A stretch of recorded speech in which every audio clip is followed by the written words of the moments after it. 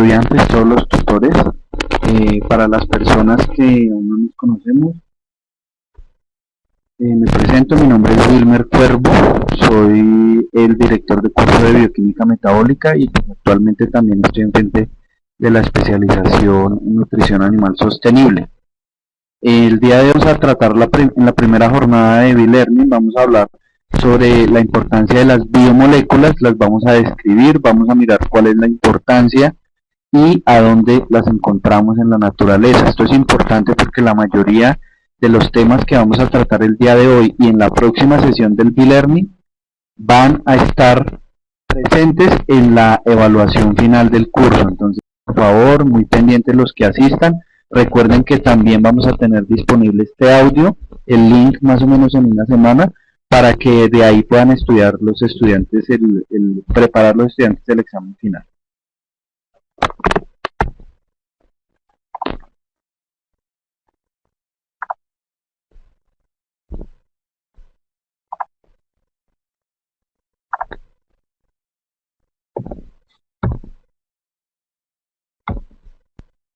Ok, entonces el primer mensaje importante para los estudiantes que se quiten de la cabeza que la bioquímica es una cosa aburrida, que requiere algo de estudio, pero que también requiere de tener algunos conceptos claros y más allá de grabarse vías metabólicas, me interesa que les queden algunos conceptos importantes que deben saber manejar solo para presentar su examen final, sino para las materias que se vienen más adelante en donde se va a tener como prerequisito la bioquímica.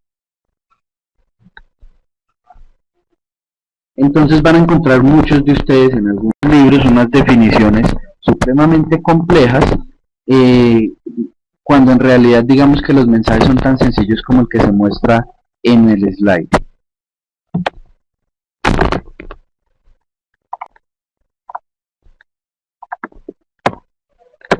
Aquí hablando de algunos carbohidratos importantes en las plantas, porque digamos que es un tema común a todas las carreras que reúne esta materia, y pues nos hablaban de la celulosa y la hemicelulosa. Más adelante les voy a explicar de manera sencilla dónde se encuentra y cuál es la diferencia entre una y otra.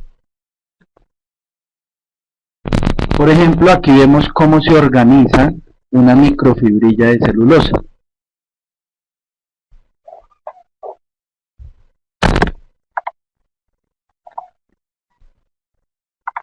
Como ustedes se dan cuenta, no solo la estructura es importante, sino también la ubicación en la célula, vegetal en este caso.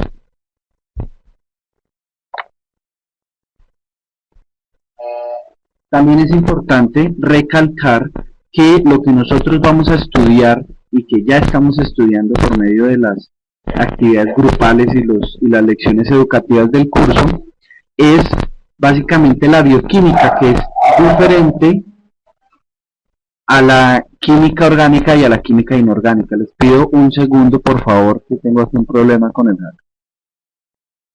Aló.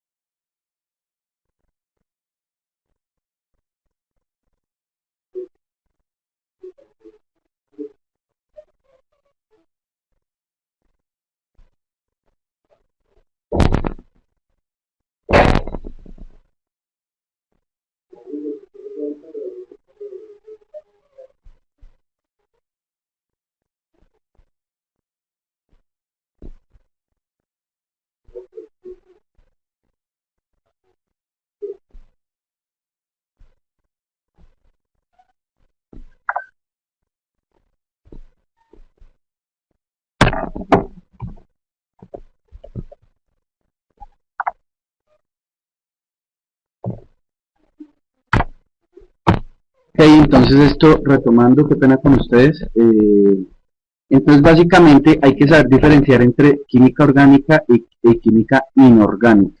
Recuerden ustedes que nosotros ya hablamos de la aplicación de todos estos grupos funcionales que vimos en la inorgánica y de qué manera se organizan en estructuras que vamos a denominar biomoléculas para cumplir una función importante en un tejido animal o en un tejido vegetal o en general en un sistema biológico. Ya no vamos a hablar ni de grupos funcionales, ni de la estructura química, sino que vamos a hablar de la estructura funcional de esas moléculas.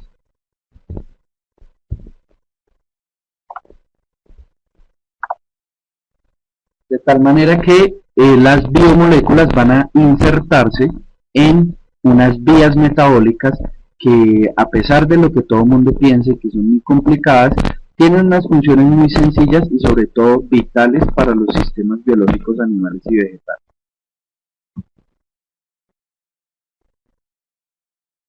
Entonces vamos a ver cuáles son las biomoléculas más importantes, cuáles son las biomoléculas de interés en plantas y en animales, y finalmente también una parte final sobre las biomoléculas en humanos.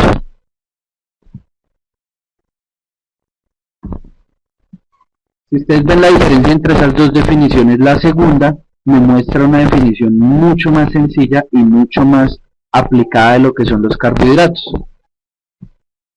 Básicamente son moléculas que se componen por carbono, hidrógeno y oxígeno. Son muy importantes para la vida de cualquier sistema orgánico, llámese sistema biológico, vegetal o animal, porque sirven para no solo como fuente de energía, sino también como reserva de energía.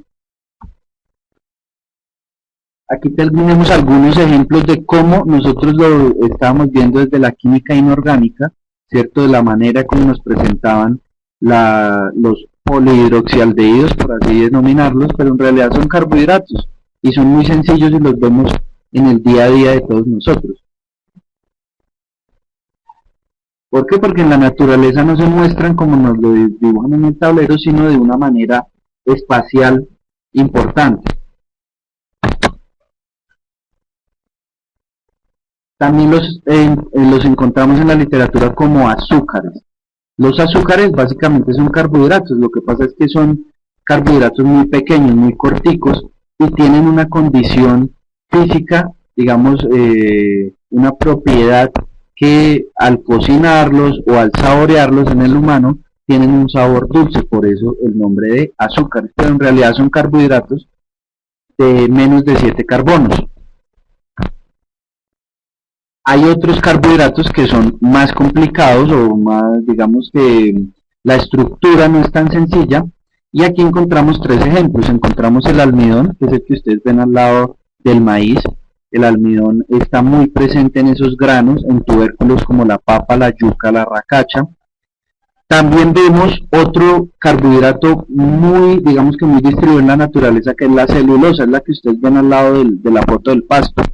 Precisamente se encuentra en todas las células vegetales, presente en la pared celular, y es lo que le da la rigidez a una planta.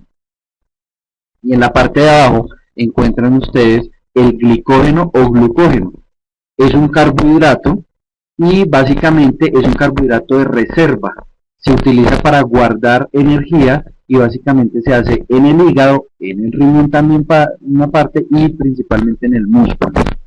Todos tienen en común que están compuestos íntegramente por glucosa, perdón.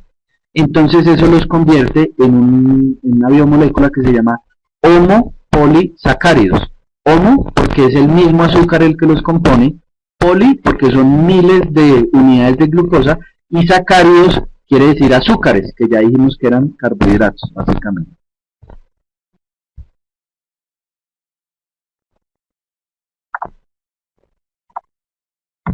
Aquí tenemos la estructura de la celulosa. La celulosa son glucosas unidas, pero se unen de una manera tal que forman una pared, un muro, y eso es lo que le da la rigidez a las plantas. Esa rigidez, ¿cierto?, la forma en que se pliegan esas cadenas se logra gracias a un enlace que se llama beta 1,4, porque une el carbono 1 de una glucosa con el carbono 4 de la glucosa siguiente. Eso hace que se plieguen de tal manera que forman unas fibras supremamente fuertes, y es por eso que las plantas pueden crecer erectas, porque en la pared de esas células se encuentra esa celulosa y ella hace que la rigidez de la planta le permita crecer de esa manera. Tenemos otros ejemplos: el almidón que yo les comentaba en el maíz, también en la papa, el glicógeno que está presente en el hígado de los animales. Tenemos también celulosa en otro tipo de organismos como las algas, y también en el exoesqueleto de algunos insectos tenemos la quitina. Esta es la definición clásica de un lípido. Los lípidos son otro tipo de biomoléculas supremamente importantes en el estudio de la bioquímica metabólica.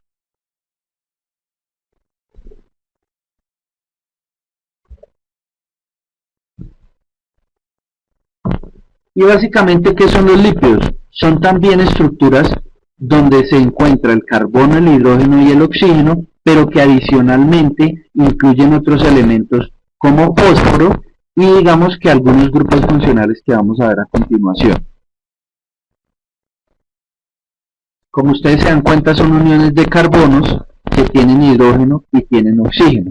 La diferencia con los carbohidratos está en la función que cumplen los lípidos y sobre todo el lugar en donde se encuentran. Los lípidos casi siempre van a cumplir funciones de termorregulación en los animales y también de reserva en las semillas de las plantas, por ejemplo. Hay varias formas de dividir los lípidos. Los lípidos pueden ser muy sencillos, como los que encontramos a continuación.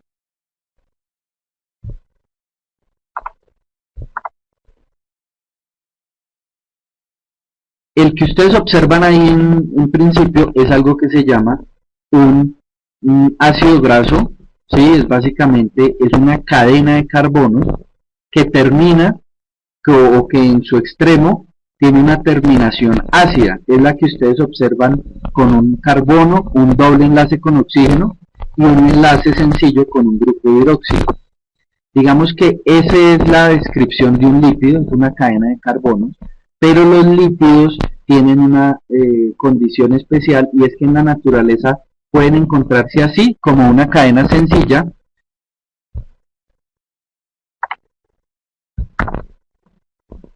o se pueden plegar dependiendo de unos dobles o triples enlaces que puedan existir entre uno y otro carbono.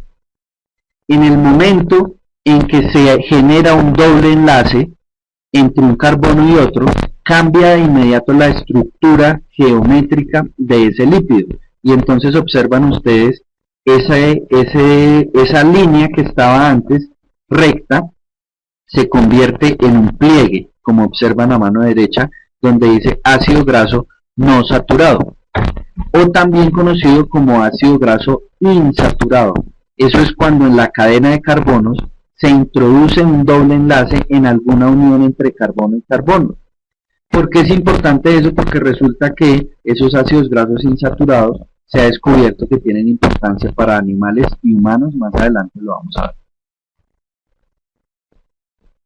¿Y qué pasa cuando yo cojo tres ácidos grasos, los uno a una molécula que se llama glicerol?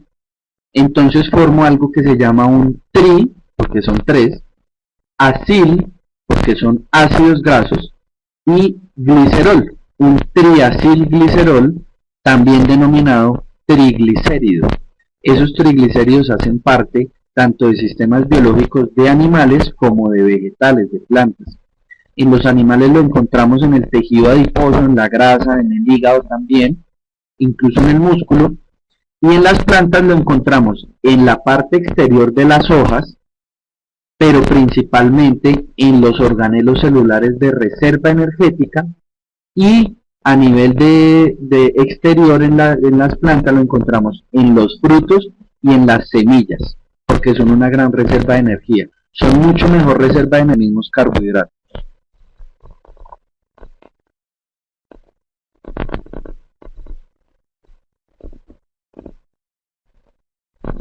Así como existen los triglicéridos, existen otros tipos de lípidos de importancia en este repaso que estamos haciendo. Hablamos un poco de la lecitina.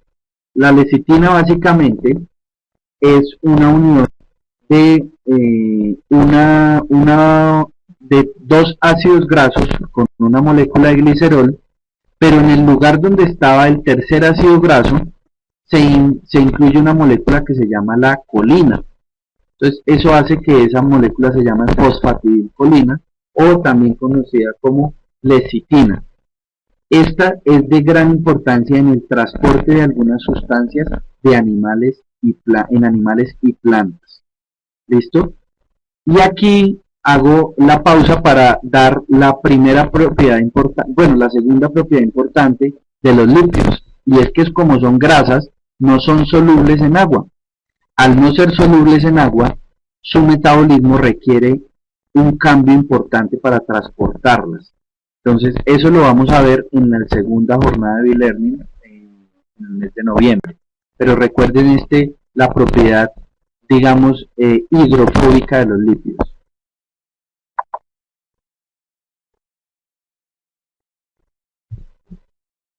Y este es el caso típico de los fosfolípidos. Los fosfolípidos, ustedes se van a acordar cuando veían por allá en octavo, o en octavo ustedes veían la parte de la célula, y le hablaban ustedes de la membrana fosfolipídica que tenía todas las células animales una doble capa fosfolipídica.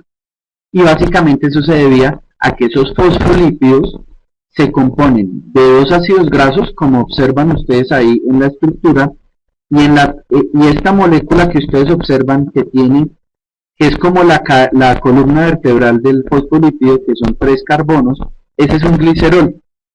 Resulta que ese glicerol, como ustedes observan, se le pegan dos ácidos grasos, pero en la parte de abajo, en el tercero, se le pega otra estructura, ¿sí?, que se caracteriza por tener un grupo fosfato, y de ahí el nombre fosfolípido. ¿Qué de importante tiene ese fosfato? Resulta que ese fosfato hace que esa molécula de fosfolípido sea como un camaleón. ¿En qué sentido? Las colas o las dos cadenas de ácidos grasos son hidrofóbicas, es decir, no son solubles en agua. Pero la parte del grupo fosfato es hidrofílica, es decir, ella sí es soluble en agua. Por ello, se representa como una cabeza, ¿cierto?, que es, por así decirlo, hidrofílica, y las dos colitas hidrofóbicas.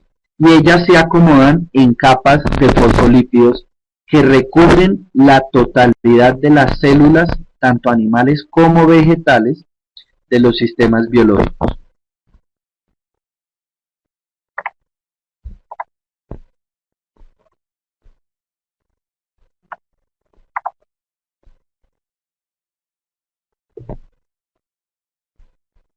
Estos son otros lípidos que ya son un poco más complejos. La esfingomielina hace parte de una grasita que recubre todas las proyecciones nerviosas, ¿cierto?, los axones de las neuronas, y es importante para la transmisión nerviosa.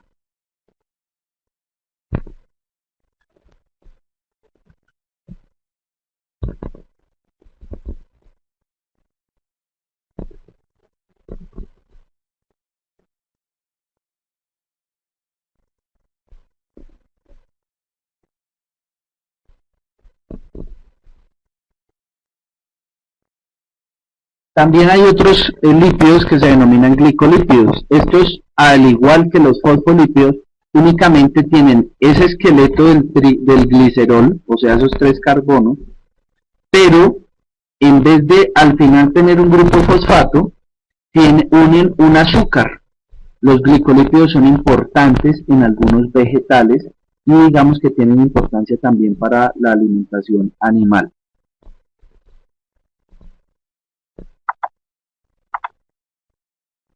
Y la clasificación general de los lípidos es esta que ustedes encuentran acá. Hay unos simples, unos compuestos y unos asociados. De igual manera, existen otros tipos de división por la función que cumplen esos lípidos. Los simples también en ocasiones son denominados saponificables. Más adelante les explico qué es eso. En los simples encontramos triglicéridos, ceras, muy presentes en la cobertura de las hojas de las plantas. Y ya los compuestos encontramos, por ejemplo, los glicerofosfolípidos, que también ya los estudiamos un poco, y los esfingolípidos, que acabamos de ver el principal representante, que es la esfingomielina. Y los asociados, que también en ocasiones son denominados no saponificables, en donde tenemos los terpenos, los esteroides y los eicosanoides. Muy importante el papel que cumplen los lípidos en la estructura de algunas hormonas y de algunas proteínas con función en el tracto reproductivo de los animales. Tenemos, por ejemplo, la progesterona y la testosterona, que se derivan en algún punto del colesterol. El colesterol es también asociado a los lípidos. Como les decía, pues no es necesario, obviamente no tiene ninguna aplicación que ustedes se aprendan la estructura, básicamente, pero que sí sepan que el colesterol, siendo un lípido, es importante como un precursor de hormonas sexuales para los animales. Con respecto a las proteínas, son una de las biomoléculas más importantes porque digamos que es la que le da estructura a unos tejidos de importancia no solo para animales sino también para plantas. En su estructura encontramos carbono, hidrógeno, oxígeno, pero también otro elemento importante que es el nitrógeno. Las proteínas se componen de unas unidades que se llaman péptidos. Y los péptidos a su vez se componen de la unidad funcional más pequeña que se llaman los aminoácidos. ¿Cierto? Entonces, cuando se unen 3 o más aminoácidos, se forma un péptido. Y cuando se unen 3 o más péptidos, ya se puede hablar de una proteína. Como les comentaba, la unidad funcional es el aminoácido. Y como su nombre lo indica, el aminoácido es una sustancia que se compone de un grupo amino y de un grupo ácido. Así de sencillo, y esa es la importancia de la descripción sencilla. Para cuando veamos las vías metabólicas se van a acordar de esta descripción del aminoácido. Las proteínas se organizan en estructuras. Encontramos estructuras sencillas como la estructura primaria, la secundaria, la terciaria y la cuaternaria. Ya se las voy a describir a continuación. Esta es la estructura primaria, es una unión lineal de aminoácidos, como una camándula, básicamente son aminoácidos pegados. Eso es la estructura primaria de las proteínas.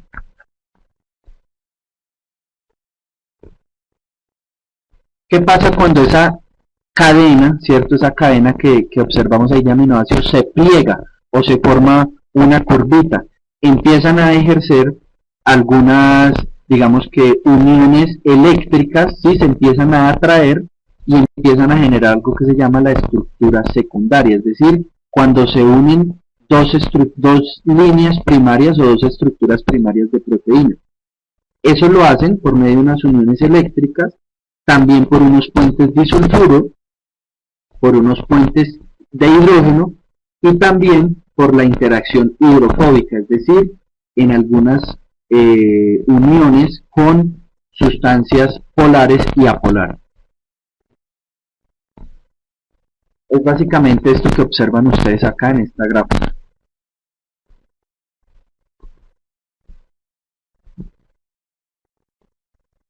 ¿Y qué pasa cuando esa unión es continua y esa línea que conocíamos de aminoácidos cada vez se pliega más y forma, por así decirlo, un nudo? Se genera algo que se denomina la estructura terciaria de la proteína. ¿Listo? Entonces teníamos una primaria donde se unían aminoácidos, una secundaria donde esa cadena se plegaba y una terciaria donde ese pliegue continuo generaba como un nudo, y ese nudo básicamente es la estructura terciaria de las proteínas. La estructura cuaternaria es la que ustedes observan a mano derecha y es básicamente la unión de varias nudos de estas estructuras terciarias.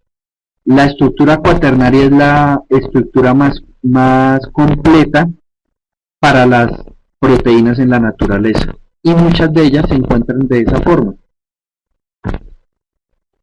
Sin embargo, hay que aclarar que la unidad principal que compone esa proteína, que es el aminoácido, no todos esos bloquecitos, por así decirlo, no todos esos aminoácidos son iguales y tienen la misma función en el organismo de una planta y de un animal. Los aminoácidos se dividen en aminoácidos esenciales y no esenciales. Aquí observamos una división, ¿cierto?, entre los que son no esenciales y esenciales.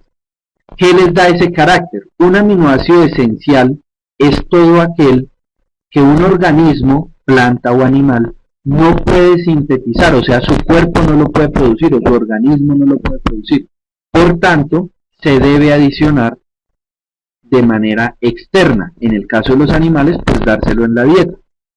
Y los aminoácidos no esenciales son todos aquellos aminoácidos que el organismo animal o vegetal sí puede sintetizar adentro de él, a partir de otros precursores. Entonces, en este sentido, luego de ver la estructura y el tipo de aminoácidos que compone esa estructura, vamos a hablar de la división por función de las proteínas, es decir, por la función que cumplen en el organismo. Tenemos unas proteínas simples, unas conjugadas, unas fibrosas y unas globulares. Las simples básicamente son cadenas sencillas, ¿listo? Solo aminoácidos. Las conjugadas ya son unas proteínas más complejas porque tienen polipéptidos, es decir, varias uniones de péptidos. Las fibrosas van a cumplir una función de soporte y de estructura de algún tejido, sea vegetal o sea animal. Y finalmente las globulares casi siempre tienen una función relacionada con el transporte de nutrientes o de oxígeno en un sistema biológico.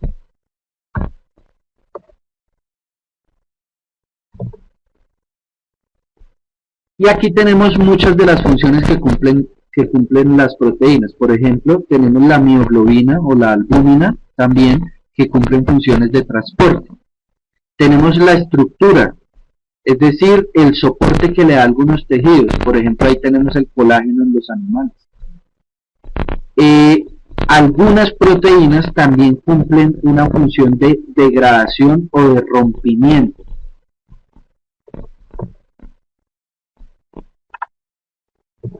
Esta degradación o rompimiento lo hacen bajo determinadas condiciones y en modo general esas proteínas las denominamos enzimas. También hay algunas proteínas que cumplen función de movimiento. En este caso tenemos la miosina, que es una cadena, unos filamentos que están metidos en las fibras musculares de los animales. Y también tenemos, por ejemplo, las hormonas, que son otro tipo de proteínas que cumplen la función de regular metabolismo y actividad celular en muchos tejidos, tanto vegetales como animales.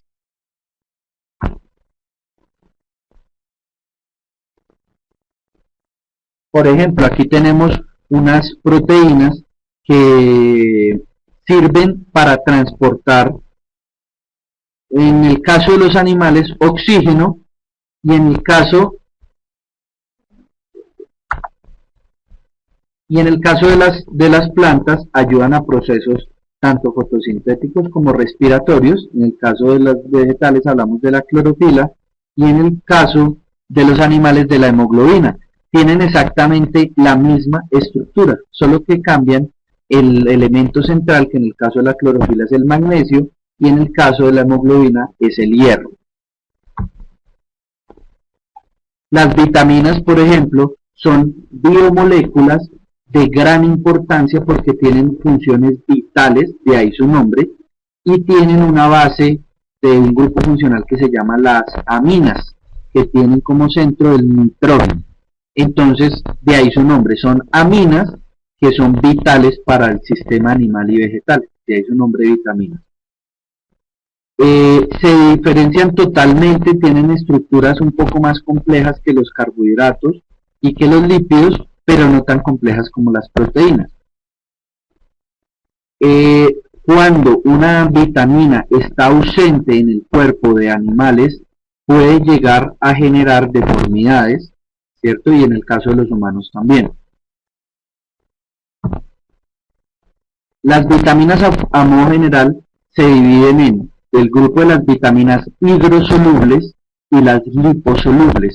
Obviamente esto está relacionado con la composición de esas vitaminas, que algunas se transportan fácilmente en agua y otras no, por tanto tienen un metabolismo diferencial. Las liposolubles básicamente tenemos la vitamina A, la vitamina D, la vitamina E y la vitamina K. Como se observa en la tabla, su absorción es un poco más lenta y también su eliminación. Estas vitaminas liposolubles se almacenan si se consumen en gran cantidad. Recordemos que el metabolismo va a depender si un organismo puede sintetizarlo y puede degradarlo fácilmente. Y las hidrosolubles, básicamente, tenemos la vitamina C y digamos que hay otras, no obviamente, pero estas son las más importantes, la vitamina C o el ácido ascórbico, que es lo mismo, y también tenemos todo el complejo de la vitamina B. Ya vamos a ver cuáles son sus funciones. La estructura no me interesa mucho porque, pues como les decía, no tiene sentido que se la aprendan. Estas son básicamente las vitaminas, la A, la D, la E y la K, y todo el complejo de la vitamina B en el caso de las hidrosolubles y la vitamina C. Recordemos que otra de las funciones importantes de las vitaminas es que funcionan como cofactores. ¿Qué es un cofactor?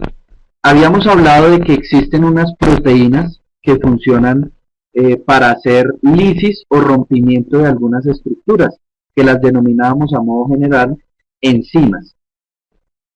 Esas enzimas en algunas ocasiones funcionan de mejor forma si son ayudadas por cofactores o coenzimas. Muchas de esas coenzimas son vitaminas y algunas también son minerales.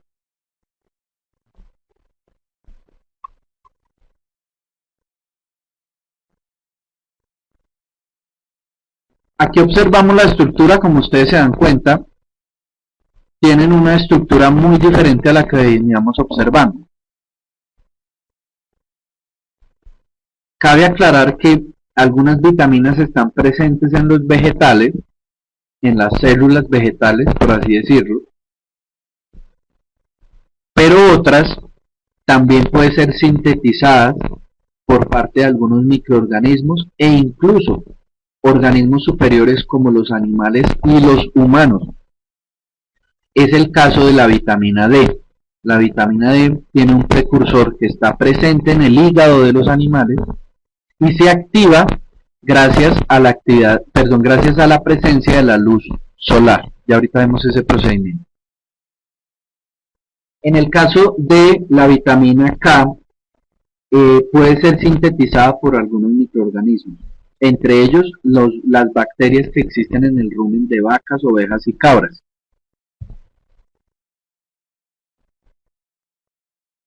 Por favor, me confirman audio en las zonas, me dicen que no tienen audio.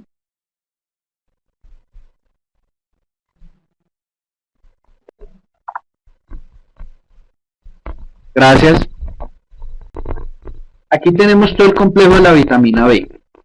La vitamina D tiene funciones vitales y la gran mayoría de esas vitaminas, tocoferol, riboflavina, tiamina, ¿cierto? Funcionan como cofactores, es decir, actúan en el metabolismo como esos ayudantes que sin ellos el metabolismo se ralentiza, se vuelve muy despacioso, no se sintetizan las moléculas necesarias para la vida, entonces de ahí la importancia de las vitaminas, especialmente estas del complejo B.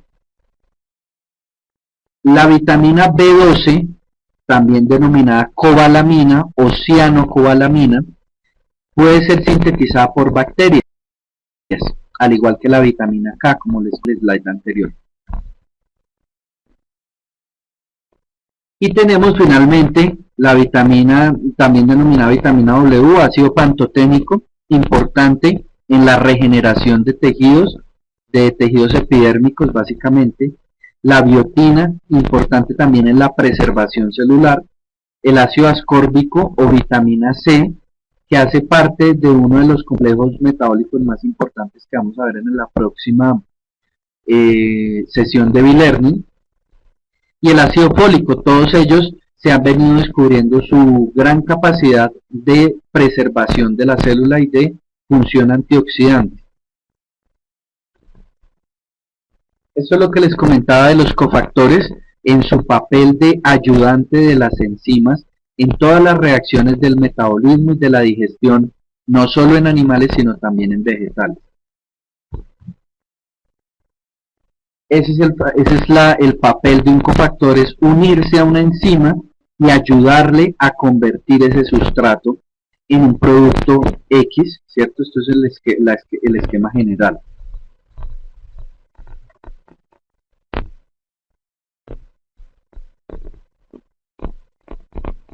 Si en algunas zonas se tienen problemas, algunos estudiantes no entiendo por qué se están conectando desde sus casas, porque pues esta es una actividad presencial en los CEAT, pero muy probablemente se tienen problemas si no se tiene una conexión por cable.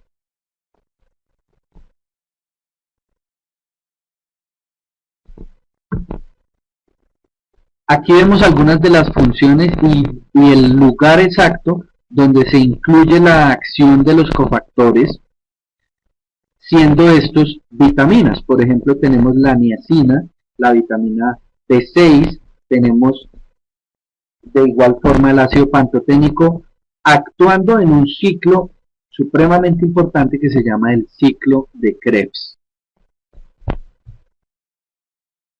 Finalmente, los minerales son, digamos que, elementos químicos muy básicos, cuya estructura ya es la más sencilla dentro de las biomoléculas que estamos viendo, pero los incluyo como biomoléculas porque son los principales componentes de las sustancias que hemos descrito hasta ahora.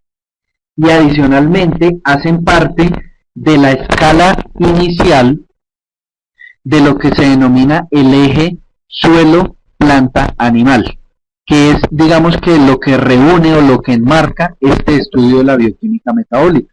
Porque la bioquímica metabólica no solo son vías complicadas que se realizan por allá a nivel celular, sino que eso depende de la forma inicialmente en que estos minerales son absorbidos por la planta y de la forma en que esa planta los convierte en unas moléculas más grandes, y luego esas moléculas más grandes contenidas en la planta son consumidas por animales y humanos. Y ese es el encadenamiento al que yo hago referencia cuando incluyo el término de eje suelo-planta-animal.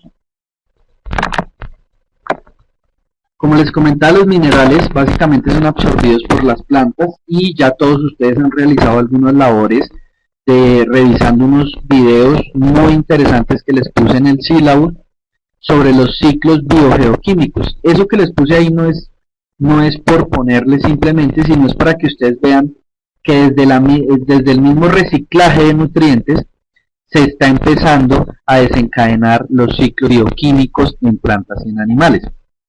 A modo general, los minerales se dividen en macro y microminerales. ¿Por qué se dividen así? Porque hay unos minerales que están en mayor proporción en un tejido vegetal y otros que están en menor proporción, por eso se llaman macro y microminerales. Asimismo, hay unos minerales que cumplen funciones más importantes que otros. A modo general podemos decir que los macrominerales más importantes son el calcio y el fósforo, el magnesio, el potasio, el sodio, el cloro, y también incluyen algunos autores al azufre. Sin embargo, otros dicen que no, pero yo lo incluí en este slide como macromineral. Y en el caso de los microminerales, que ya les dije que están en menor proporción en las plantas y animales, encontramos una gran cantidad de elementos: el hierro, el manganeso, el flúor, el selenio, el zinc, el cobre, el cobalto, Y investigación reciente de 30 años para acá viene dando importancia a todos estos microminerales y digamos que su papel, el papel que desempeñan para funciones reproductivas en animales y plantas y también para algunas funciones de preservación celular.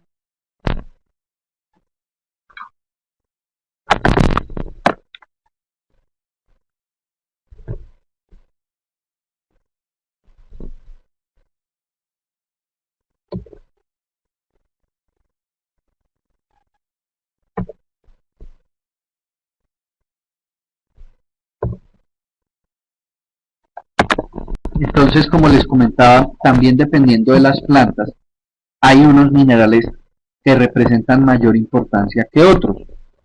En ese caso, la división cambia y algunos que se consideran microminerales deben ser adicionados, ojo, adicionados al suelo en mayor proporción.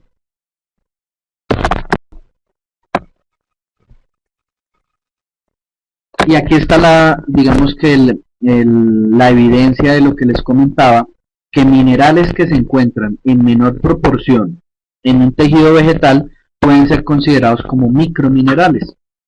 En realidad son elementos que tienen un metabolismo diferente, generalmente son metales más pesados, es decir, tienden a acumularse en los tejidos de los vegetales.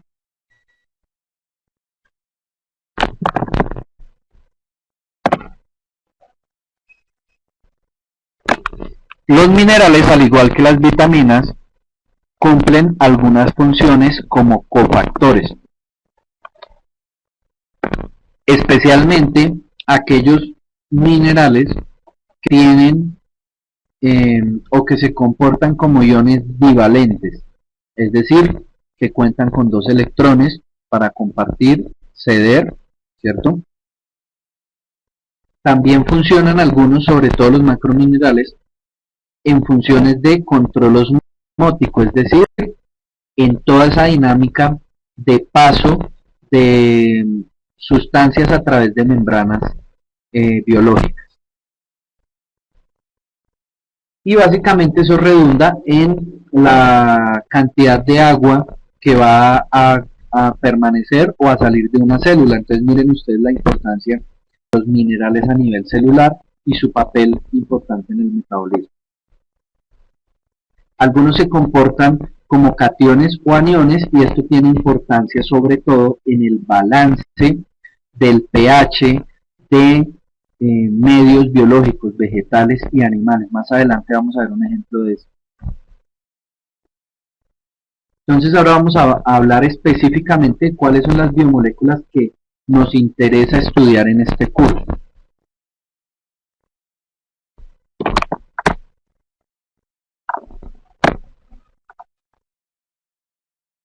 Ya hablamos de estos tres homopolisacáridos, hablamos de celulosa, hablamos de almidón y hablamos de glicógeno o glucógeno. Y también hablamos de dónde los encontrábamos. En el caso de la celulosa, en la pared de las células vegetales, de todos los vegetales. En el caso del almidón, en los granos, en las semillas, en los tubérculos, ¿cierto? Y en el caso del glicógeno lo encontramos almacenado en hígado principalmente y también en músculo y una parte pequeña también en riñón. Aquí tenemos, por ejemplo, gránulos de almidón en una célula vegetal. Este caso específico de este carbohidrato almidón, él siempre se va a encontrar en el compartimento que denominamos citoplasma. Al contrario de otros carbohidratos como la celulosa, la hemicelulosa y la pectina, que van a estar presentes en la pared celular. El almidón, por el contrario, va a estar presente en el citoplasma o en el compartimento celular como tal. Esta es la hemicelulosa, tiene una conformación diferente a la celulosa, es digamos que un poco más diversa su composición, no está compuesta como en el caso de la celulosa únicamente por glucosa, sino que también va a tener otros componentes. Por ejemplo, aquí vemos, digamos, un ejemplo de varios azúcares componiendo una sola estructura. Tenemos la silosa, la manosa, la glucosa y la galactosa. Estos, digamos, son los azúcares que van a componer esa hemicelulosa. Recordemos, tanto celulosa como hemicelulosa y pectina, esos tres carbohidratos están almacenados en la pared celular. ¿Listo?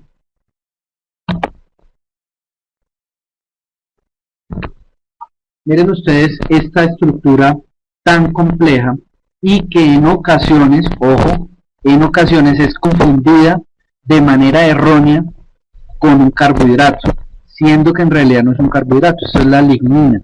Recuerden, la lignina no es un carbohidrato, pero sí está presente en la pared celular de las plantas. Es básicamente, crece a lo largo de la pared celular. Esto es básicamente lo mismo, los granos de almidón presentes en el citoplasma celular. Y esta es la composición del almidón, se compone de dos azúcares, uno que se llama amilosa y otro que se llama amilopectina. Los dos están compuestos de glucosa, igualito. La diferencia es que la amilopectina está compuesta por mayor cantidad de ramificaciones. Entonces eso hace que esa fracción del almidón sea más digerible. La gran mayoría, como les decía, los vamos a encontrar en semillas y en tubérculos, como se observa en la tabla. No obstante, tanto en semillas como en tubérculos también vamos a encontrar proteínas y también vamos a encontrar lípidos. ¿Ok? Porque resulta que la semilla y también los tubérculos son la forma como la planta almacena sus nutrientes. Por eso es que esas dos cosas en una planta son tan nutritivas, porque es allí donde redirigen por su metabolismo primario y depositan todos sus nutrientes.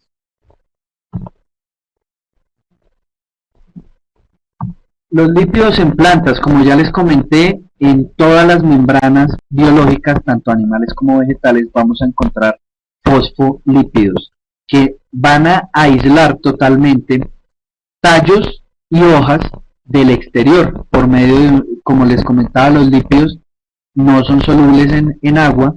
Entonces, cuando el agua cae, por ejemplo, a una planta, y si la planta no estuviera, esa hoja no estuviera recubierta de lípidos o de ceras, básicamente el agua entraría a voluntad y podría romper incluso las estructuras celulares. Esa es la primera estructura o la primera función de esta estructura lipídica, y es proteger y aislar térmicamente a las plantas.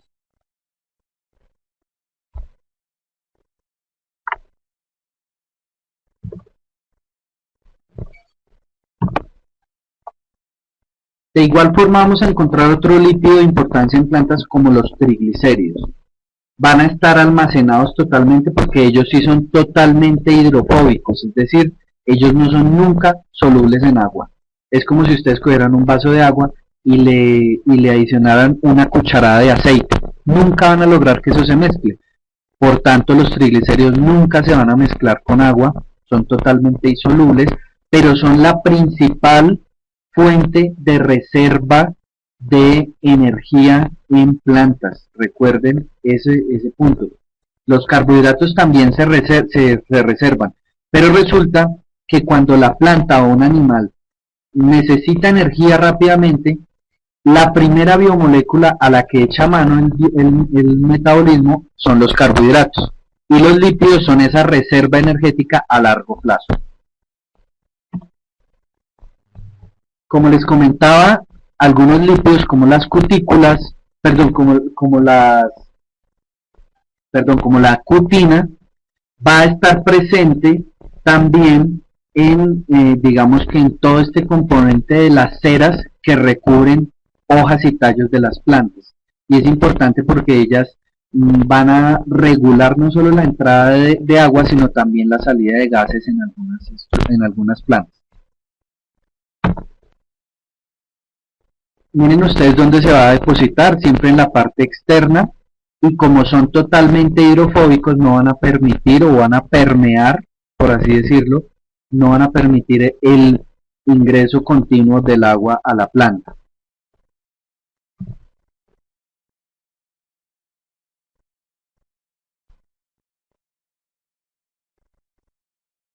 Entonces van a trabajar de manera conjunta con los estomas, haciendo esa regulación de salida y de ingreso de agua y también de algunos gases.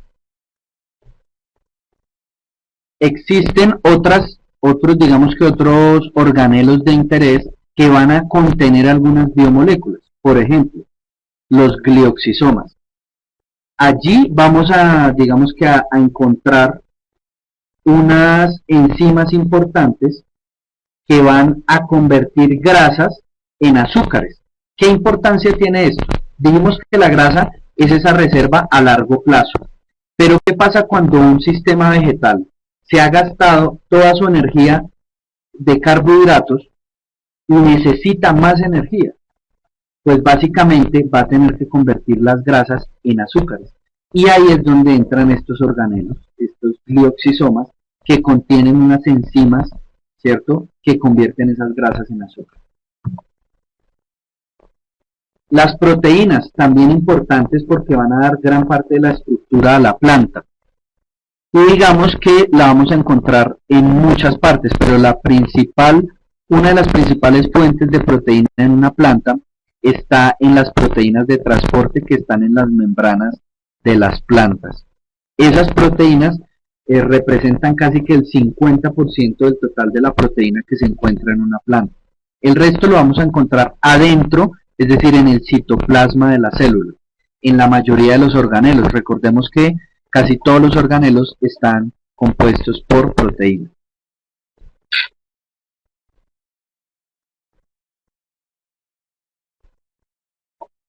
Este es el diseño del mosaico fluido, el que siempre nos han enseñado, sobre la doble capa de fosfolípidos. Pero adicionalmente en esa membrana también van insertos, van como que metidos ahí unas proteínas que sirven para transportar. ¿Dónde se pueden almacenar estas proteínas? Una parte en las vacuolas, ¿cierto? En los ribosomas, la gran mayoría, y también en los retículos endoplásmicos liso y rugoso. En el núcleo también encontramos proteína, pero principalmente representado por el material genético, es decir, es proteína que no está disponible para el metabolismo regular de la planta, de la célula, perdón. Existe también algunas proteínas que están, digamos que encarceladas, por así decirlo, en organelos denominados peroxisomas. Los peroxisomas contienen unas proteínas que básicamente son enzimas y son muy dañinas, son muy corrosivas, por así decirlo, para la planta. Entonces, en momentos de estrés de la planta, en algunos que bajo la acción de algunas sustancias que detecta la célula, se rompen estos peroxisomas y se liberan al medio esas enzimas que son muy corrosivas, llegando incluso a la degradación de la célula o de la mayoría de sus organelos.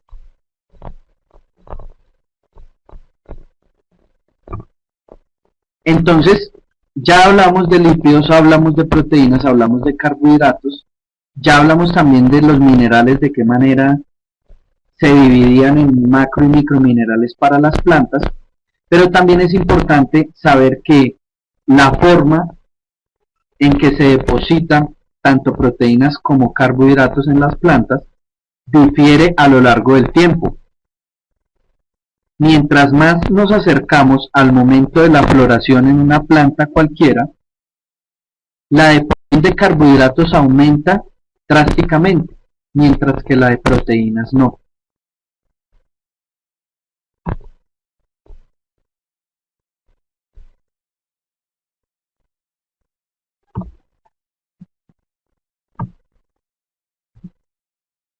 Asimismo, encontramos otra estructura celular, o más bien digamos que una megaestructura, diría yo, que es el parénquima, presente en raíces, bulbos, en semillas, en algunos tubérculos, donde vamos a encontrar unas células especializadas en depositar almidón, en almacenar ese almidón. Por eso es que, por ejemplo, la yuca siendo un tubérculo, la papa siendo un tubérculo, tiene un altísimo contenido de almidón porque la planta redirige todos esos nutrientes para almacenarlos en el parénquima, digamos que de manera especializada. Ahora vamos a ver las biomoléculas de interés para animales. Ya hablamos, digamos que de manera extensa de lo que es el glicógeno o glucógeno como carbohidrato de reserva para animales. Básicamente les dije que en hígado y también parte en músculo. Aquí en el músculo también vamos a encontrar, como les decía, es una forma en que los animales que van a tener actividad pueden guardar energía para cuando necesitan energía de rápida disponibilidad, pues entonces van a utilizar ese glicógeno. Otro carbohidrato importante, la lactosa. La lactosa es un disacárido compuesto por glucosa y galactosa. Está presente o se sintetiza en las glándulas mamarias de todos los animales mamíferos. ¿Cierto? Y básicamente es la unión de esos monosacáridos, que es cada uno es de 6 carbonos, la glucosa y la galactosa. Tenemos, digamos que el principal carbohidrato para los animales se llama la glucosa. Y la glucosa es no solo el más importante porque es la principal fuente de energía para muchos tejidos, sino porque su presencia en la sangre va a controlar muchas actividades fisiológicas a lo largo del cuerpo de un animal. Entonces es importante que el nivel de glucosa en sangre de un animal siempre sea constante. Y eso solo se logra por medio del control hormonal que ejerce la insulina y el glucagón. Ellas son hormonas, ¿cierto? Son básicamente proteínas y son producidas por el páncreas. De tal manera que cuando hay un alto nivel, perdón un momento.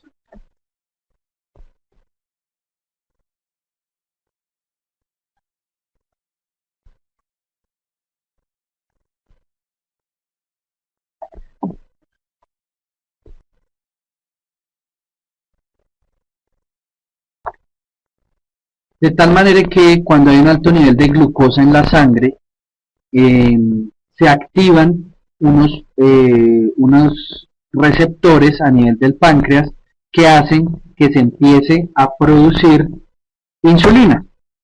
Y la insulina básicamente va a tomar ese exceso de sangre, de ese exceso de glucosa que hay en sangre y lo va a empezar a almacenar en el hígado en forma de glicógeno. De ahí la importancia de ese carbohidrato de reserva. Y cuando el nivel de glucosa en sangre baja, ¿cierto? Por niveles por debajo de lo normal, se activa otra hormona pancreática que se llama el glucagón. Y el glucagón lo que hace es tomar ese o activar el rompimiento de ese glicógeno que se almacenó en hígado. Esa es la forma como se regula ese metabolismo de la glucosa. Como les decía, la glucosa es única fuente de energía para muchos tejidos, entre ellos el cerebro y la glándula mamaria. Lípidos importantes, ¿dónde vamos a encontrar? En todas las células, porque van a estar presentes como fosfolípidos en las membranas celulares. Pero también en tejido adiposo de los animales va a ser el principal lugar donde se va a almacenar lípidos en forma básicamente de triglicéridos. Este es básicamente el mosaico fluido que les comentaba. También lo vamos a encontrar en algunas sustancias de tipo micelar. Una micela es básicamente la unión de una sustancia que no es soluble en agua, que es rodeada por moléculas que sí son solubles en agua. Es importante una micela porque es la forma de transportar grasa en sangre. Recuerden ustedes que la sangre es un medio totalmente líquido, o acuoso más bien. Aquí vemos ejemplos de micelas, ¿no? Estos son lipoproteínas, ¿cierto? Una lipoproteína es básicamente un empaquetamiento de sustancias grasas o sustancias que no son solubles en agua, como colesterol, triglicéridos, lípidos en general, ¿cierto? Y recubierta por una sustancia que sí es soluble en agua, como las proteínas. por eso se llaman lipoproteínas. Y allí tenemos el esquemita, ¿cierto? Tenemos todas estas, digamos que llavecitas moraditas que están en el exterior, es básicamente la proteína que hace que esa sustancia pueda ser solubilizada o transportada en sangre.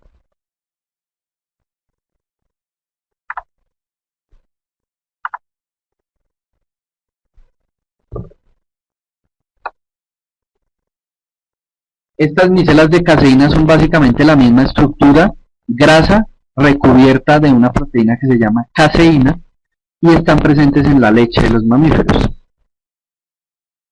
El colesterol, muy importante a nivel hepático, ¿cierto? Sintetizado. Y recuerden ustedes que es precursor de hormonas sexuales. Esta es una lipoproteína, ¿cierto? Es para que vean cómo está constituida. Y vean ustedes la importancia del colesterol como precursor de muchas hormonas que son importantes para la reproducción de los animales. Tenemos la testosterona, tenemos los estrógenos, ¿cierto? Tenemos la progesterona, incluso relacionada con el metabolismo. Y también otras sustancias, por ejemplo, importantes al momento del parto, como el cortisol.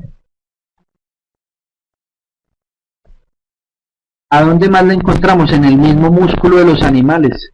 En el medio de las fibras musculares encontramos grasa y la industria cárnica ha venido encontrando una gran importancia a esa grasa intramuscular porque resulta que le da un sabor importante a las carnes provenientes de esos animales. Como yo les comentaba al principio en la estructura de las biomoléculas tipo lípidos, vamos a encontrar una división entre los que son saturados e insaturados. A modo general, para los humanos, las grasas saturadas son malas, porque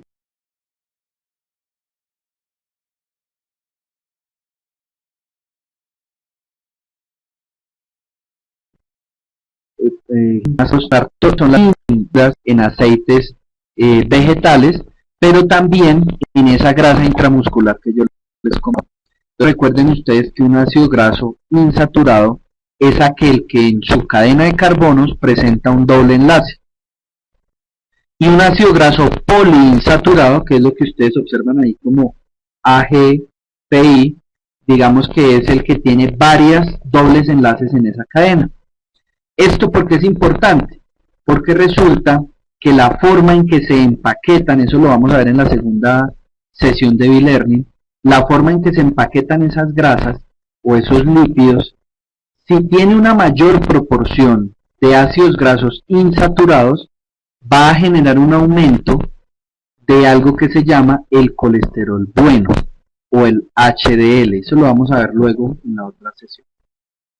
Y finalmente las proteínas. ¿Dónde vamos a encontrar proteína a nivel celular? Igual, en las proteínas presentes en la membrana celular, las proteínas de transporte, y al interior de la célula en todos los organelos. Ya a nivel macro, a nivel de tejido, el principal punto donde vamos a encontrar proteínas básicamente son los músculos, músculo liso, músculo estriado, ¿cierto? Y músculo cardíaco.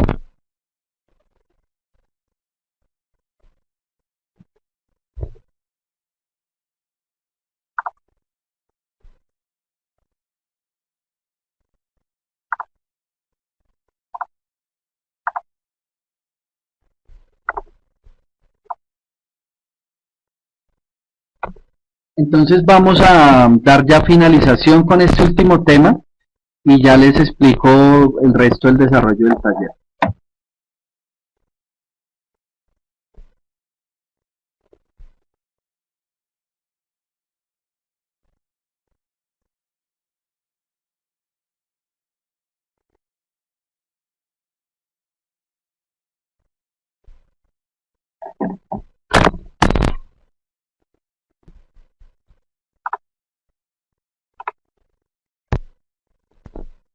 Entonces, por favor me confirman si tienen imagen.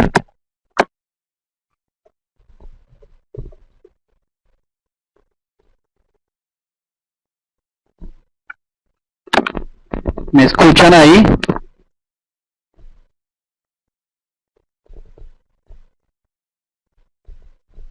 Perfecto, continúo con esta parte final.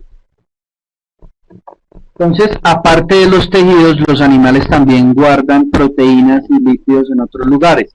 Por ejemplo, en el caso de las aves de corral, una forma de guardar proteínas es produciendo huevos. Básicamente, la albúmina del huevo es riquísima. La misma albúmina es una proteína y la encontramos en la clara del huevo. También encontramos, siendo este uno de los alimentos referencia para los humanos, el huevo, ¿cierto? Encontramos un alto nivel de proteínas, pero al mismo tiempo un alto nivel de lípidos de importancia presentes en la yema, así como vitaminas y minerales. Tanto así que en un tiempo fue considerado como el alimento referencia para la alimentación del humano. Sin embargo, eso se ha venido reevaluando. Hay gente que dice que el mejor alimento o el mejor perfil nutricional es la leche de vaca. Ya digamos que eso también está totalmente reevaluado y en la actualidad se sabe que el mejor perfil de alimentación para humanos, al menos para infantes, pues es la misma leche materna. Para adultos sigue siendo un alimento entre la leche, la carne y el huevo, aunque hay gente que también ya habla mucho del pescado por su contenido de ácidos grasos poliinsaturados. Entonces digamos que de ahí la importancia de los productos de origen animal. De igual forma, una manera en que los animales dirigen esos nutrientes, específicamente proteína, también es la producción por ejemplo, de miel, por ejemplo, de pelo, de lana, de plumas, incluso de crías, ¿no? Eso es una forma también de perpetuar la especie y requiere una alta disponibilidad a nivel celular de estas biomoléculas que hemos visto.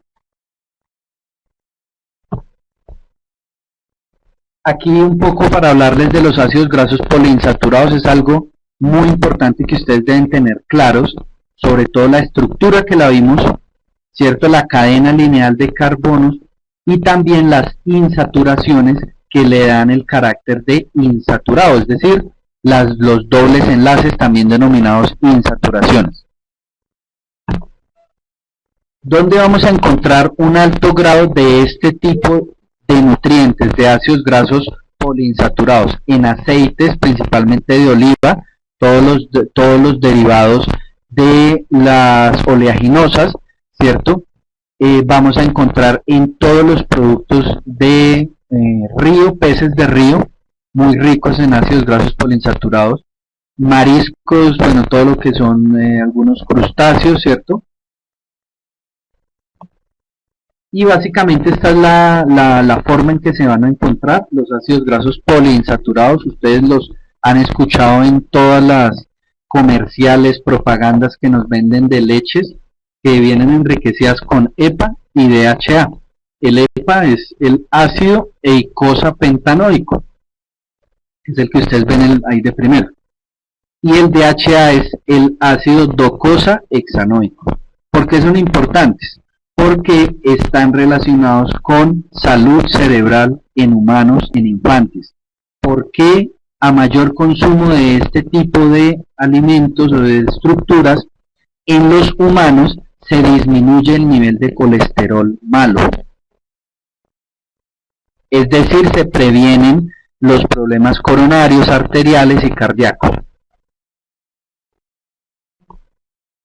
Esto es básicamente lo que sucede cuando se tiene un alto contenido en los alimentos que se consumen de grasas saturadas. ¿Qué alimentos o qué sustancias en la naturaleza tienen grasas, ácidos grasos saturados? Todo lo que provenga de animales, especialmente de rumiantes.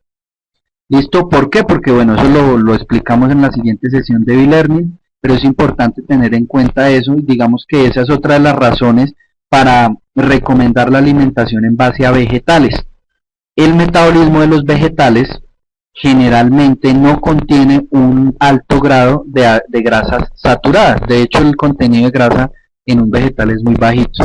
Entonces es básicamente por esto que enmarco esta finalización de la charla, porque no solo es hablar del eje suelo-planta-animal, sino que todos nuestros esfuerzos y nuestra formación como profesionales agropecuarios debe estar dirigido al beneficio del hombre. Por eso toda esta charla termina con este mensaje.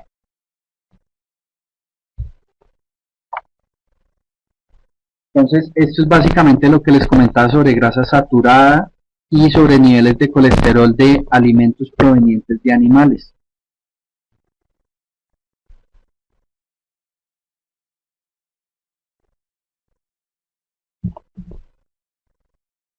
Y pues finalmente existen algunos esfuerzos en la investigación no solo para los zootecnistas, sino también para los agrónomos, incluso para los forestales, y es el esfuerzo que debe llevar a la obtención de productos para el humano más sanos. Léase desarrollo de nuevas especies vegetales con altos contenidos de ácidos grasos insaturados, desarrollo de o producción de animales cuyos productos, carne, leche y huevos tengan un alto contenido de ácidos grasos poliinsaturados, o incluso en el caso de los forestales, la investigación de sistemas de producción con especies ricas en ácidos grasos poliinsaturados. Por ejemplo, hay mucha gente que se está dedicando a la producción de extractos vegetales enriquecidos, y ese digamos que es un mercado muy importante porque casi que le están generando al humano una cápsula en donde tiene un altísimo contenido de ácidos grasos insaturados que van a ser benéficos para su salud.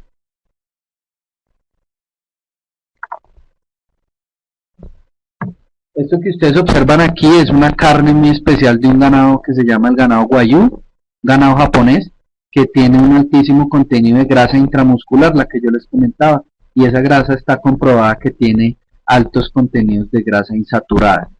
Asimismo se venden huevos enriquecidos con omega 3 y 6. Omega 3 y 6 son ácidos grasos insaturados.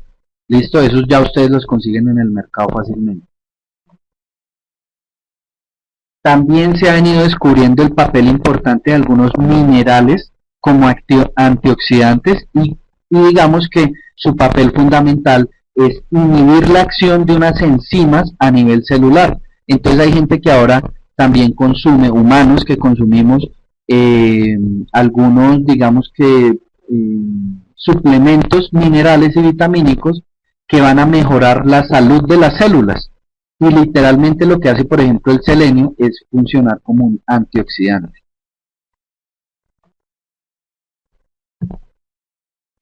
Porque básicamente hace parte de un complejo enzimático que se llama la glutatión peroxidasa. Entonces de ahí la importancia de concebir esto como un eje que incluso se puede llamar eje suelo, planta, animal, humano. Pero como este curso es tan cortico, es tan interdisciplinario y las temáticas son un poco complejas, únicamente lo dejé limitado a el eje suelo, planta, animal. Probablemente se genere un espacio para formular una electiva que ustedes puedan tomar después, que se llame el efecto o el papel de los profesionales agropecuarios en la nutrición humana, que es un campo que nosotros debemos empezar a profundizar como profesionales agropecuarios. Entonces, de esa manera, ¿el mensaje cuál es? El reciclaje de esos nutrientes por los ciclos biogeoquímicos me va a permitir a la planta absorber minerales básicos para la construcción de biomoléculas, como carbohidratos, lípidos y proteínas. Esas biomoléculas presentes en la planta, en su tallo, en su hoja o principalmente en sus raíces, semillas, frutos y tubérculos, van a ser consumidos por animales y humanos y van a determinar también el metabolismo de las biomoléculas en animales y en humanos. Finalmente, todo esto redunda en el control del metabolismo, como les comentaba, de animales humanos, que es el tema de nuestro segundo bilerno. Entonces, digamos que aquí finaliza la charla Les pido el favor a los tutores, ya en 2 minutos voy a mandar un correo con las respuestas del quiz, por si quieren de una vez calificarlo. Recuerden el orden, les voy a compartir aquí el orden del día.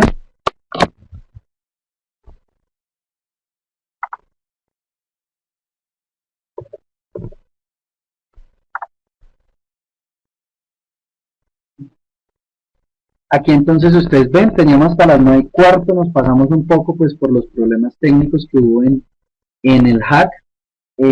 Ya hicimos la charla. Ahora pues voy a dar la descripción del taller. El taller B-Learning se trata de que sea presencial para que tengan ustedes el apoyo de los docentes en cada uno de los centros. A continuación de esta charla vamos a tener un taller basado en una lectura. Esa lectura fue enviada a cada uno de los tutores. Esa lectura se la va a socializar a ustedes, se las va a pasar, ustedes las pueden desarrollar en el computador o en físico como ustedes deseen. Y de allí va a surgir un taller. El taller también les fue enviado a cada uno de los tutores. Ese taller o cualquier otra, digamos, pregunta puede ser respondida tanto por los tutores en campo, en cada uno de los centros, o si ustedes lo desean, yo voy a seguir conectado vía Skype para cualquier pregunta que a ustedes les surja sobre el tema, sobre el desarrollo del taller. Luego del desarrollo del taller viene la parte final, que es, yo me gustaría llamarlo una autoevaluación, es decir, ver si este proceso sí les dejó a ustedes nuevos conocimientos, si aprendieron algo sobre biomoléculas, y para eso hay un quiz que ya tienen listo y preparados los tutores.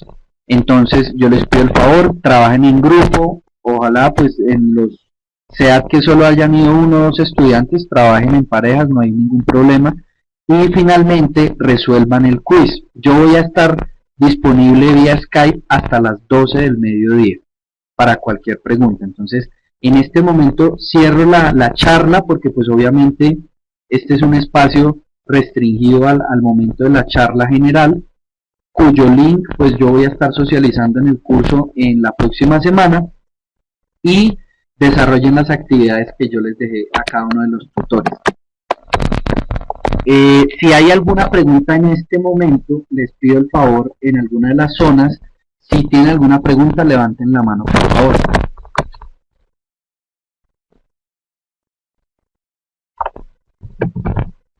Me piden el Skype, lo estoy escribiendo en el chat por si alguno no me tiene ahí agregado.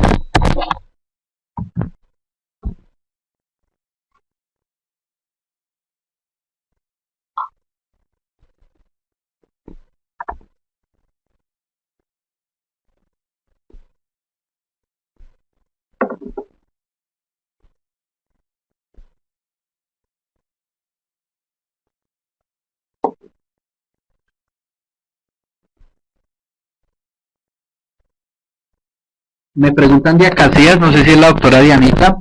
No, la idea es que cualquier pregunta que vaya surgiendo a lo largo de la jornada la podemos hacer por Skype. Yo voy a estar conectado 100% en Skype. Ok, Sandra, con gusto. Saludos a los estudiantes en Boyacá.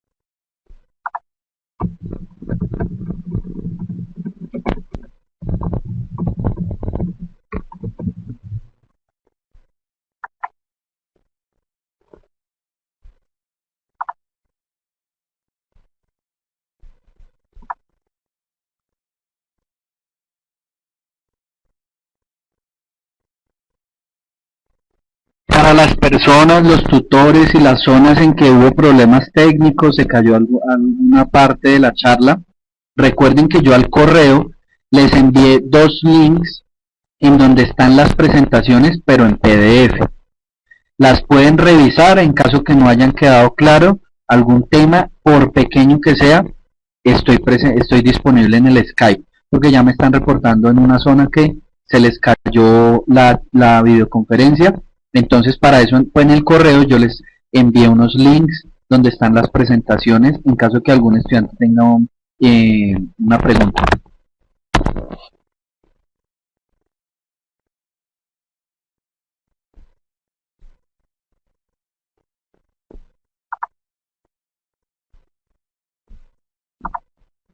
Con gusto, Boris, gran saludo.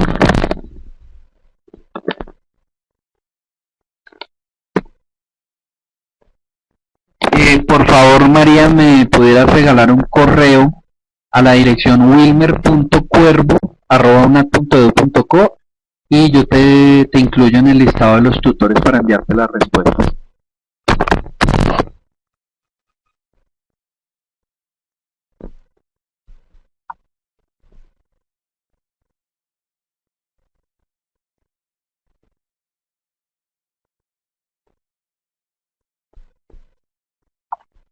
Bueno, los estudiantes que estén en los SEAT y no tengan tutor, ya tienen mi contacto del Skype.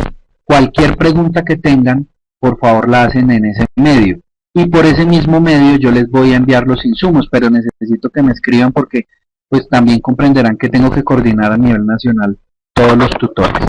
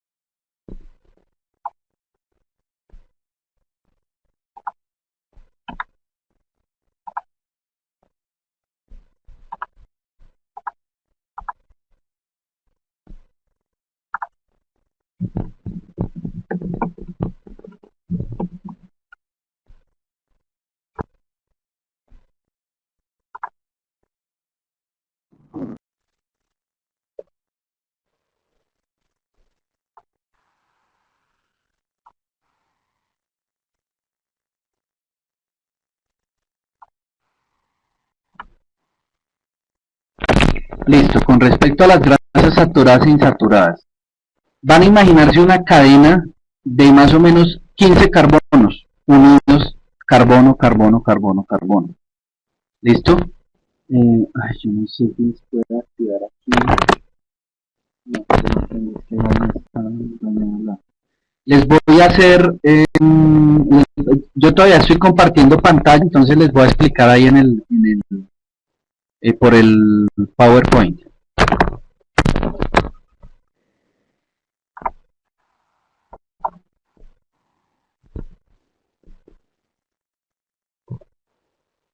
Por favor me confirman si tienen imagen.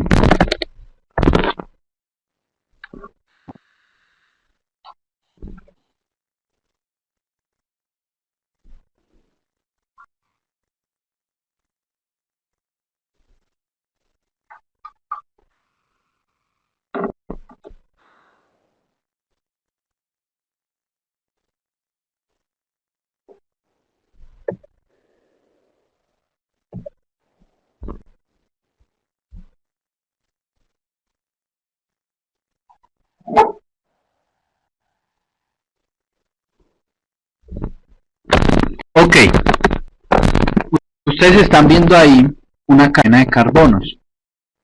Esa cadena lineal se denomina ácido graso. ¿Por qué se denomina ácido graso?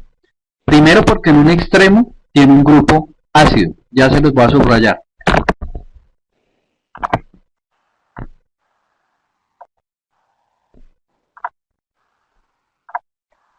Ese es el extremo ácido. Y se llama graso porque a temperatura ambiente, por así decirlo, se comporta como una grasa, es decir, no es soluble en agua. Los ácidos grasos van desde cadenas de 3 carbonos hasta cadenas de 22 carbonos, 24 carbonos. ¿Listo? ¿Qué diferencia un ácido graso saturado de uno insaturado? Como ustedes recuerdan, la molécula de carbono tiene 4 electrones de valencia, es decir, tiene 4 electrones en la parte más externa de sus niveles de energía. Eso quiere decir que tiene 4 enlaces para compartir. Por eso es que ustedes van a ver ahí al carbón con 4 rayitas, que las comparte con hidrógenos y con carbonos del lado. Cuando un carbono tiene todos sus enlaces compartidos con diferentes elementos, ¿sí?, se puede decir que estamos hablando de un ácido graso saturado. ¿Listo? Tiene todos sus enlaces compartidos con diferentes elementos.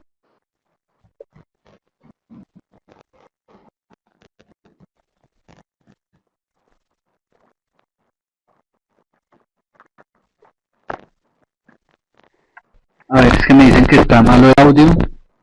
Les comentaba, cada vez que ese carbono está unido con diferentes elementos por medio de enlaces sencillos, se denomina un ácido graso saturado. Por tanto, el primero que ustedes ven ahí en pantalla, en la parte de arriba, es un ácido graso saturado porque solo tiene enlaces sencillos entre sí.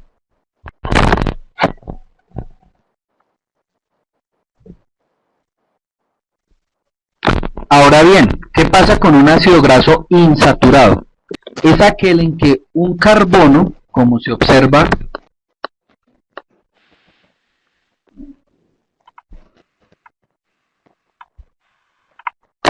como se los acabé de señalar ahí, esos carbonos ya dejaron de compartir enlaces sencillos con hidrógenos y con los otros carbonos, sino que ya entre sí formaron un doble enlace. Ellos pueden formar hasta triples enlaces entre ellos, ¿sí? Pero en este ejemplo están compartiendo varios carbonos dobles enlaces. Cuando se ocurre esto en la naturaleza se habla de un ácido graso insaturado, cuando tiene algún doble enlace. Y ese lugar o ese carbono específico donde tiene ese doble enlace también se conoce como insaturación. Es decir, es un carbono, en este caso, si yo le pongo número a toda la línea,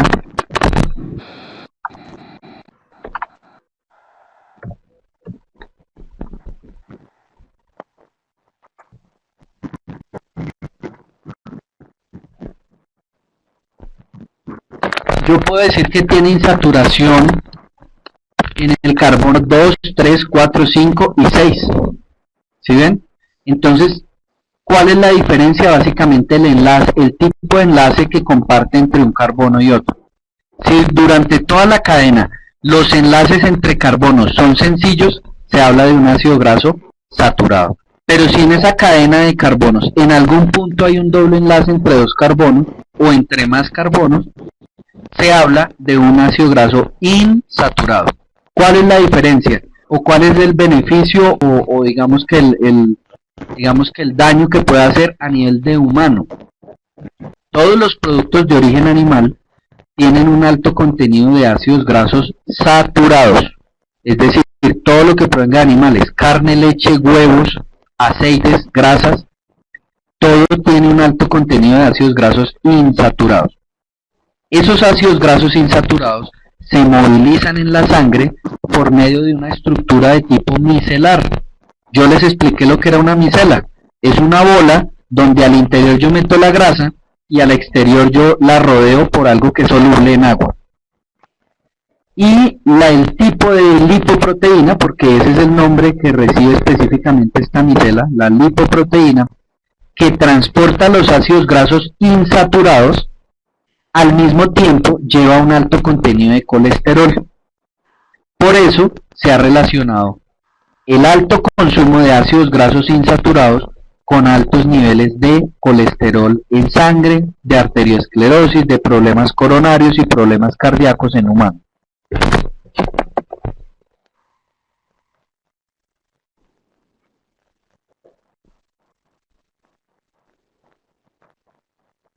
Los omega 3, sí, son ácidos grasos que tienen insaturaciones. Me preguntan que cuál es más digerible. Obviamente los insaturados son más digeribles.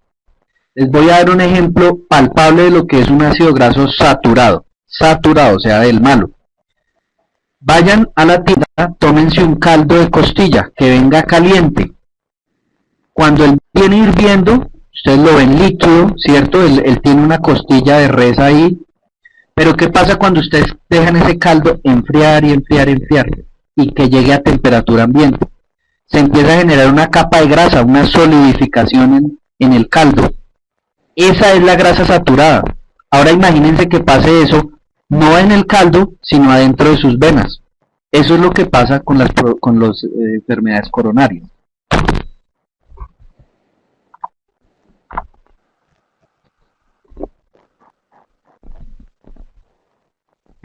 No hay imagen porque yo les estoy hablando solamente por las preguntas que ustedes me hicieron.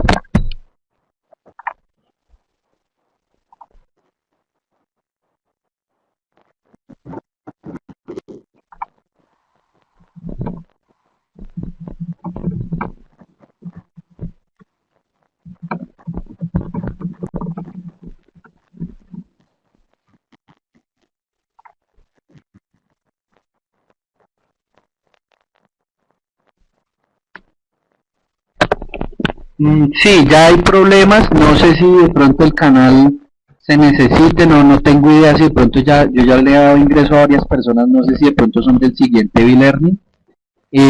Por eso yo les pido el favor que copien mis datos y por el Skype yo les voy a dar todo lo mismo a los estudiantes porque por este medio parece que ya tenemos varios problemas de tipo de conectividad. Listo, entonces por favor desarrollen las actividades.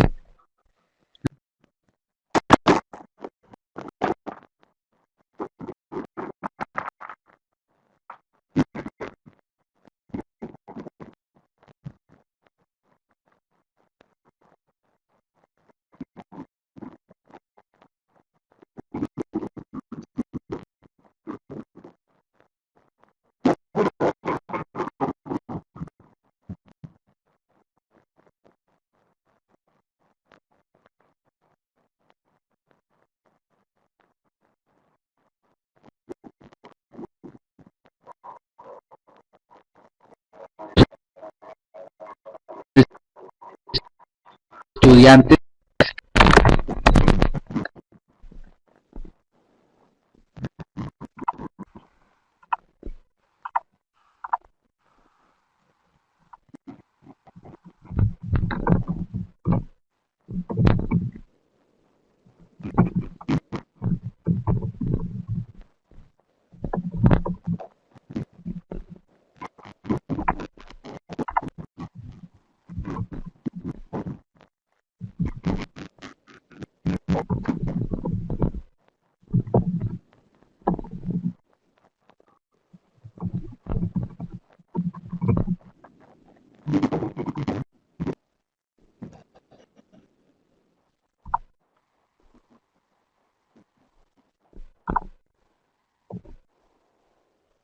Entonces doy por terminada la conferencia, la charla. Recuerden que va a estar 100% conectado en Skype para que por favor cualquier duda me la expresen por ahí. ¿Ok?